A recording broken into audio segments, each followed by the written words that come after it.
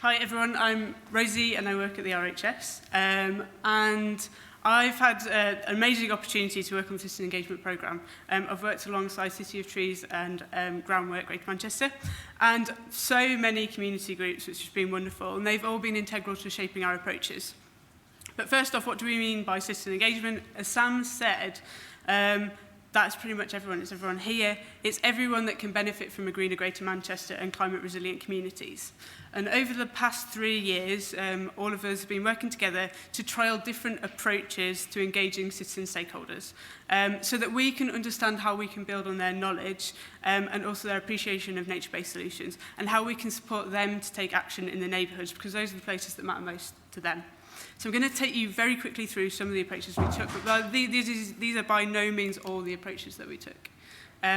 So consultations have been really central to the work that we've built. Really early on in Ignition, we conducted a wide-ranging public consultation to help us establish a baseline of citizen understanding of the climate emergency and the role that nature plays in providing solutions.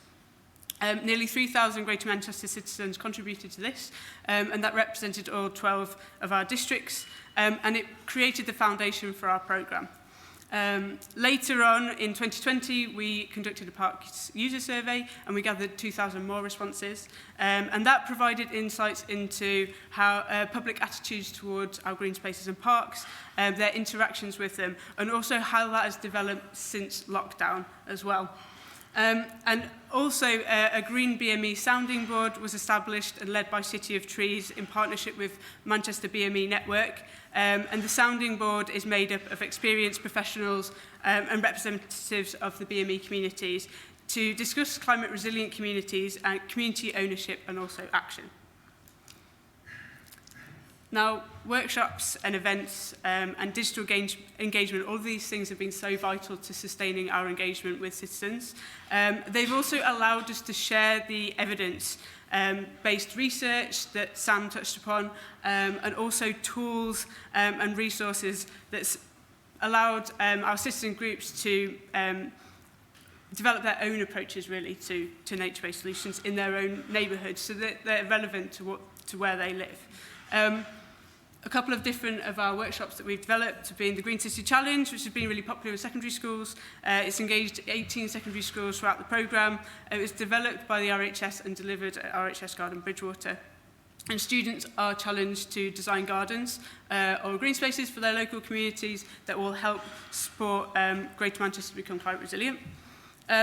For COP, we talked about COP earlier, we hosted some events to mark that, where citizens came together, university students, schools and community groups came together and supported by the GM environment sector to develop nature-based solutions and ideas. Now these range from footballer salary sacrifice campaigns to fund green walls in schools, all the way through to turning Media City into Greater Manchester's answer to Singapore's Gardens by the Bay.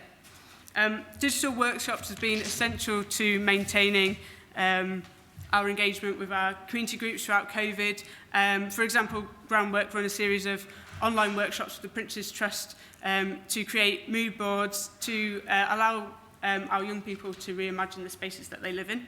And RHS have commissioned a digital Creatives Future Everything to collaborate with Studio Treble, who are both digital creative people, to develop a prototype to enable users to play about with how plants work, to calculate and understand all the multiple benefits all at once, so that we can see them, how they apply to our neighbourhoods as well.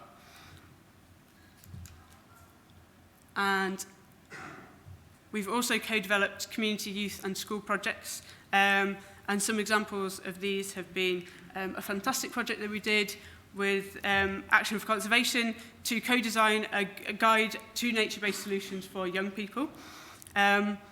Groundwork launched their competition Eco Streets, which was an opportunity for groups to apply for funding and technical support to transform their neglected spaces in their local areas. And 4 winners have been chosen and all of their ideas been brought to life. And Pocket Park at Manchester Art Gallery has been developed with the LGBT Foundation Pride in Ageing group, and that features some of the technology in the Living Lab. So we used some of that and we transported that into the Pocket Park here so that we can be more sustainable with water use. All of these things really support the appetite that our communities have to green Greater Manchester and to be involved with that. These are some examples of the things that people have done. But communities are really keen to implement nature-based solutions in their area and be involved with that. Some schools have their own sustainability strategies and they want to look at how nature can be implemented in those things too.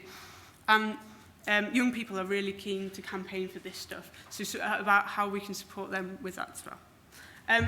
But Sam suggested, said that the Living Lab has been such an incredible asset to us to be able to show people how this stuff works, take people there and get them really inspired about that. So I'm going to hand over to Norhan, who's going to talk about that.